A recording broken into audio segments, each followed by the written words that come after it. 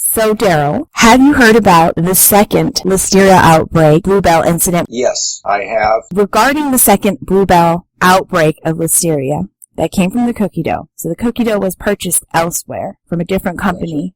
Bluebell did not manufacture it. Okay. So what I'm wondering is, who is responsible in this case? Is it Bluebell or is it the cookie dough company? And that's the beauty of this, is that from a company standpoint, it's going to be, I think it's going to be difficult in this particular situation, because what I thought I read was that somewhere at the Bluebell plant, there was a box discovered open and stored. And when you're dealing with products that are stored, especially if you're under a food safety program, you're supposed to use up the whole box. So, in other words, if a batch takes 50 pounds, or better yet, if a batch takes 40 pounds of cookie dough and each box is 25 pounds, it's not a good practice to leave 10 pounds in a sealed box. Now, I'm not suggesting that's what happened, but which brings me back to the case that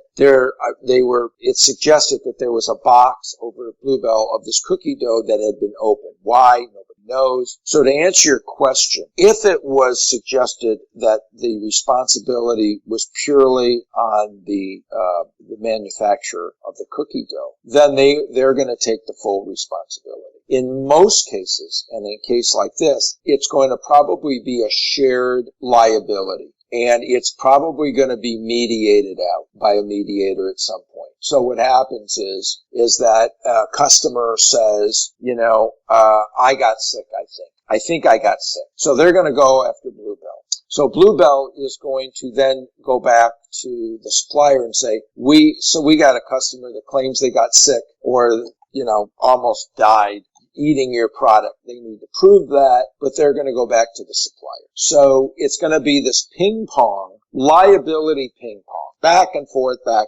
And sometimes we don't hear about it, but they could take a long time to settle. Obviously, the supplier doesn't want to lose being a vendor to Bluebell, and Bluebell may not have another option in the immediate future to get cookie dough. So there might be a handshake, but also a situation where there's a trust issue moving forward. So a long answer to a short question. In this situation, it's very possible that it could be shared liability. So you were talking to me a little bit about shared liability earlier. As a small business owner, what I'm wondering is, does it make more sense to purchase my cookie dough, or does it make more sense to make it myself? It really depends on the size of the company. If you're a very small company and you're at the farmer's market and your exposure to the public is small, you're on weekends only, and you're making a great brownie, chances are you're going to be okay. I mean, if you get someone sick anyway and they can prove it that it was your product that got them sick, then they're going to come after that person anyway.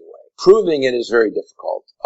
As you get larger in your business and you start having a separate department that makes a couple 100 pounds of brownies or cookie dough or chocolate chip cookies or whatever, you're doing it because you believe that you can save some money. Originally, people believe that they do it because of the quality of the product, but the larger you become, the probability that someone could make a product as good as you do at home is high. So if your volume is high enough where they will make your batch, they will make your formula, then all things being equal on the side of the ingredient.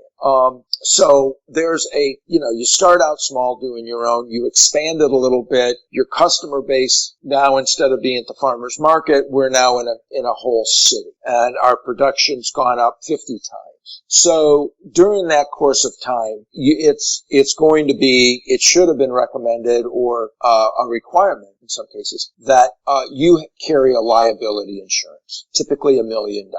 So now you have your liability insurance, you're doing a lot of business, you're very busy 7 days a week, 5 days a week, whatever, and your business is in the statewide. Now you have an opportunity to go nationwide, and you're looking at the numbers and you're saying, oh man, it's going to take double the people and double the ship. I need more equipment to make these brownies or cookies. So you go out and you say, hey, I want you to make my product. You're a baker. You're a bakery. This is what you do all day. This is my formula. With that said, there's two reasons that the company, when they're dealing nationally, is going to approach a manufacturer of like cookie dough. One, because the assumption is that the manufacturer of the cookie dough is going to do a better job than you can because it's not your core business. It's a side business. Number two, I believe part of that decision making has to do with shared liability. So if somebody makes a claim that they get sick on my cookie dough, then I have paperwork that says I bought this cookie dough from this manufacturer. So I go back to the manufacturer. I said, we got a problem. Somebody just said they got really ill on this cookie dough. Well, the manufacturer should say, well, how do you know they didn't get sick from the ice cream or from your cookie dough? You know, so it's going to be a battle like this. But at the end of the day, it could be a cost savings. When a manufacturer goes to a third-party vendor, like in the case of the cookie dough, there could be a cost savings, maybe low on the reason list. In my opinion, I think it's shared liability, but I also think it's because there's a consistent quality of a product from people that do this all day long. So that's my theory on why large manufacturers, when you're small, if you're super small and you're not selling in grocery stores and you have an ice cream shop, yeah, bake the cookies. You can make a cookie sandwich. You can make brownie sundaes. You can make your own brownies. You can do all these things because someone's consuming it right there. But when you start venturing out into consumer packaged goods, then you start exposing yourself to more people, more possibility of problems.